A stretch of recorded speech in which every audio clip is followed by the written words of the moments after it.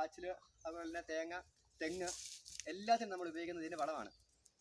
രാസവളം നമ്മുടെ പറമ്പിൽ ഉപയോഗിക്കുന്നത് കൃഷി ഡിപ്പാർട്ട്മെൻറ്റുമായിട്ട് ബന്ധപ്പെട്ട് അവർ പറയുന്ന ഒരു സബ്സിഡി വരുമ്പോൾ അതിനുവേണ്ടി മാത്രമാണ് നമ്മൾ പൊട്ടാഷോ ഒക്കെ മേടിച്ചിടുന്നത്.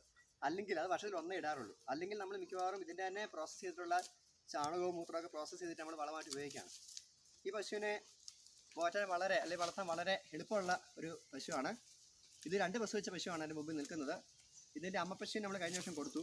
ഇതിന് 2 കിടാക്കളുണ്ട്. ആദ്യത്തെ ഒരു കിടാവ് തൊട്ട് പുറകെ തന്നെ ഉണ്ട്. അതിന് പിന്നെ വീഡിയോ പിടിക്കുന്നതായിരിക്കും. അത് 2 മാസം 3 മാസം ചനയുണ്ട്. ഇവിടെ കുത്തിവെച്ചിട്ടുണ്ട്. കൃഷിയെപ്പറ്റി കൂടുതൽ വിവരങ്ങൾ ഞാൻ വീണ്ടും പറയുന്നതായിരിക്കും. ആദ്യമായിട്ടാണ് ഞാനിങ്ങനെ ഒരു വീഡിയോ പിടിക്കുന്നത്, ലൈവിൽ വരുന്നത്. അതുകൊണ്ട് നിങ്ങൾ ഇഷ്ടമെങ്കിൽ എന്നെ പ്രോത്സാഹിപ്പിക്കുക.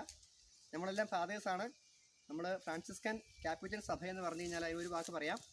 2ാം ക്രിസ്തു എന്നറിയപ്പെടുന്ന അസീസിലെ വിശുദ്ധ ഫ്രാൻസിസിനാൽ സ്ഥാപിക്കപ്പെട്ട ഫ്രാൻസിസ് ഓഫ് അസീസി നമ്മുടെ ഫൗണ്ടറാണ്, വിശുദ്ധനാണ്. അദ്ദേഹത്തെ ആ പുണ്യവാളനെ സ്ഥാപിക്കപ്പെട്ട ഫ്രാൻസിസ്കൻ കാപ്പുച്ചിൻ ഓർഡർ, ആ സന്യാസ സമൂഹത്തിലെ ഒരംഗമാണ് ഞാൻ. കൃഷിയായിട്ട് ബന്ധപ്പെട്ട് ഇനിയും നമുക്ക് വീണ്ടും കാണാം. ഞാൻ ഒരുപാട് കാര്യങ്ങൾ നിങ്ങളുമായി ഷെയർ ചെയ്യാൻ ആഗ്രഹിക്കുന്നു. വീണ്ടും കാണാം. Thank you.